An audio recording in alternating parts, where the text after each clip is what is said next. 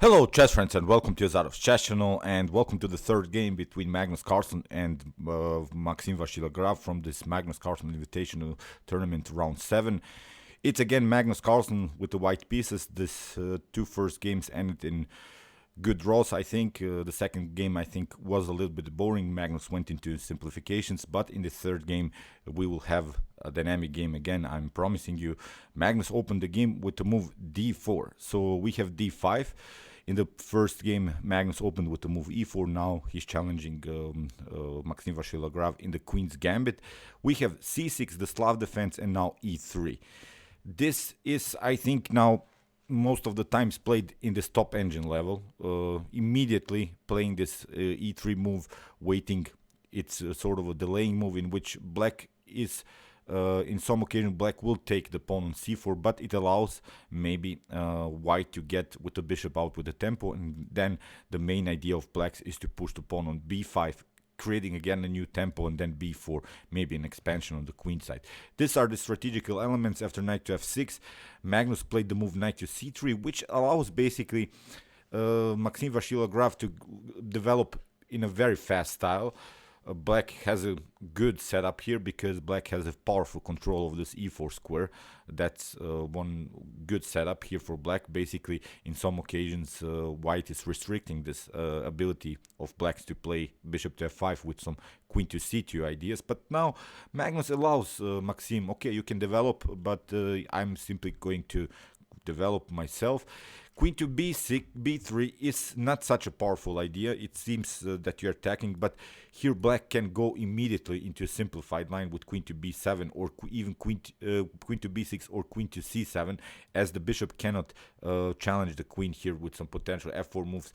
This dark square bishop of Magnus is a little bit blocked out. So here in the game, knight to f3, we have e6. Now black has really a compact position, and now Magnus challenged the bishop. This is a normal idea of white to try to get this bishop, but even if black loses this bishop, it's okay because still black has, of course, a very powerful central control with on-like squares, so losing the bishop is not such a problem. In the game, Maxime tried a bishop to e4, and there is one problem. If you take a knight takes e4, the idea of blacks is now to take d takes e4, and in the next move there is a serious threat of playing g5, trapping the knight. So white would be forced here to play g3, and I think that black is after c5 even better, because you have to basically take. If you don't take, then black would take the pawn on d4. If you take, for instance, then black has really a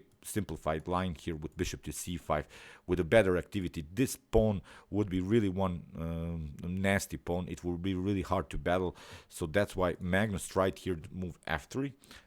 Maxime proceeded with the move g3, and we have now bishop to e7, which is Magnus Carlsen's tricky idea to prepare even queenside castling. We want, of course, now to take this bishop on g6, but the problem is when we do that, after h takes g6, the h file would be opened, and if we castle here on the king side, then bishop to d6 combined with the rook could create really some dangerous threats. So that's why bishop to d2 is Magnus' preparation to castle queenside. In the game, bishop to e7 was played. The problem is now, if you play, for instance, bishop to d6 to prepare this move, bishop takes h2, then you get c5, and after bishop to c7, now Magnus could go queen to b3, which was, I told you in the beginning, the main idea to challenge this b7 pawn. Now the queen would have to defend, or black would further need to weaken the pawn structure on the queen side. So that's why this bishop to e7 is sort of a move which Maxime played in order to maybe even create some discovered attacks and then take out with the bishop the knight. So Magnus finally took a knight takes g6, which have a takes g6, and now queen to b3. Now if we play this move queen to b6, Magnus could simply play here, I think, even c5. After queen takes b3, a takes b3, now the serious threat would be b4, b5. This bishop is blocked out, and you see this bishop's activity is a huge one.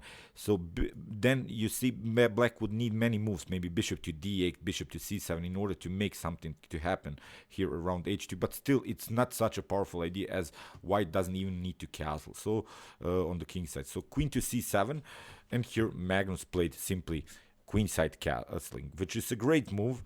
Still with two bishops on the board, and even if black takes now, rook takes h2, rook takes, queen takes h2, and now queen to b7 is a serious threat. So that's why here Maxime played on this idea. As I mentioned also in the beginning, the main idea of the Slav defense is to play d takes c4. Okay, you gained your tempo with the bishop, but now you lose the tempo with the move b5, kicking away the bishop, and now bishop to e2. Now a6, also a common idea of the Slav defense, which is of course to support our b5 pawn, and now to crack the position with the move c5. So it's really a dynamic game. This was the best game so far from this first three rounds. Knight to e4 played by Magnus, really a dynamic move. Here Magnus really decides to, I want to have a dynamic position. I want to have really asymmetrical pawn structures in the center. After knight takes e4, we have f takes e4, and you see the pawns are a little bit loose all over the board. Many pawn moves are possible, many dynamic positions can happen here. And Maxime played the move c5, challenging immediately white's king. The king is of course on the same file like the queen. It's a very dangerous attack, so that's why king to b1 played by Magnus, and now knight to c6. Here a potential c takes d4, e takes d4 doesn't bring you so much. Now basically you have improved your opponent's pawn structure in the center. These pawns are mobile, they can roll, they can create new dynamics in the game. So that's why knight to c6 played by Maxime, challenging now finally this pawn structure in the center. And now Magnus played a great move, I think, e5. Great attack by Magnus, leaving this pawn hanging, but it's also temporarily, because after c takes d4 we have bishop to f3. The main pinning idea here by Magnus, really creating really dynamical pawn structures. If you take for instance this pawn on e3, then we have queen to e3, and again you not able to take the pawn on e4. Still with this pinning idea, rook to c1 will come, even bishop to c3 is sort of a possibility. You haven't castled. We have, if black for instance castles in one particular move, then we could try h4, h5 attacks. This bishop would be very dangerous. So that's why after the move bishop to f3, rook to c8. Here Maxime has to defend, and Magnus played rook to c1, and we have now reached the critical moment of the game in which basically Maxime made the main mistake. The main idea here is to play something like queen to b6, and this would, I think, save the game for black, because after a takes d4, e takes d4, black can immediately castle. Now this attack h4, h5, I think it's a little bit too slow, because we have already challenged this pawn also. We could also try a5, a4, b4 ideas.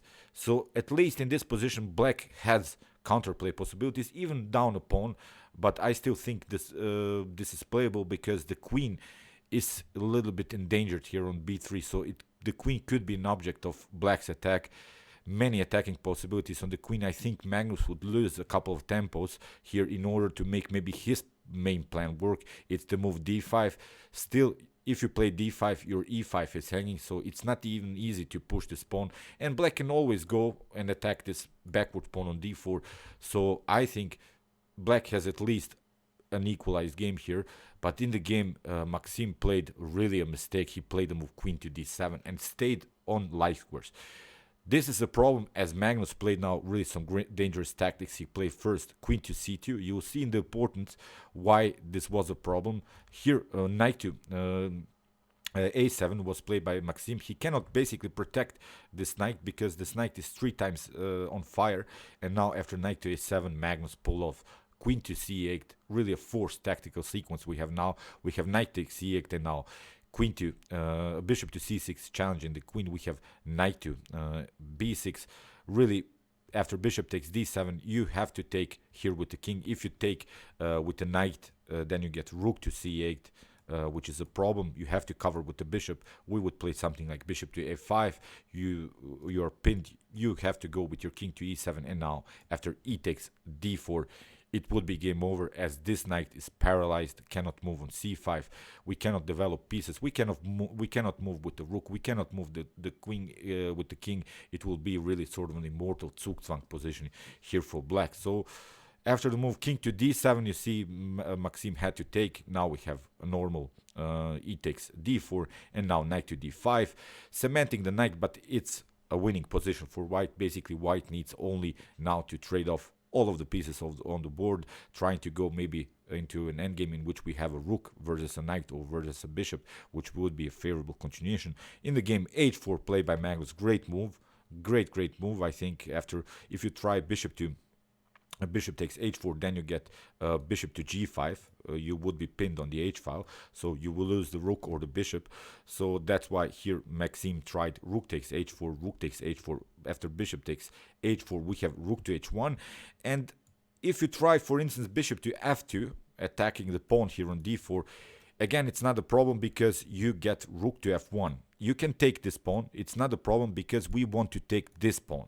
We split it now, this pawn chain on the king side, and now in the next move we could take this one, and white will continue the game with the pass pawn, and it would be, I think, again completely winning. So in the game, after the move rook to h1, bishop to e7 was played, and Magnus simply plays normal move rook to h7, attacking the weakness. It's really easy now to find the best next move for Magnus. In the game, bishop to f8, king to rook to h8, attacking the bishop, king to e7, and now Magnus simply proceeds with this idea to centralize the king, to create maybe here a pass pawn, delaying the situation a little bit. Really, f6 was really a necessary move because we want what Maxime was hoping for, that Magnus after g takes f6 will have a good position because we will have three connected pawns here. But after rook to h7, here Maxime resigned in this particular position because you have to move the king somewhere, and now we could simply we could simply go after this pawn, grab this pawn, and it would be a lost game. So if, for instance, rook to a7, if you try to cover, then you get bishop to b4, for instance, and you lose the bishop. In the next move, you can also lose the knight. So as I said, in this position, Maxime Vachier Lagrave resigned. So great game, I think, by Magnus, pulling off some great tactics. Again, Maxime didn't react in the best way, made mistake, played the move queen to d7, not queen to b6, and got punished. Of course, Magnus is punishing these types of moves. We'll see what will happen. Still one game to play. Maxime has to win it in order to make it to the Armageddon game, but I don't think that will happen because Magnus is playing really some great chess. But I'm still looking forward to what will happen in this last round of their match game.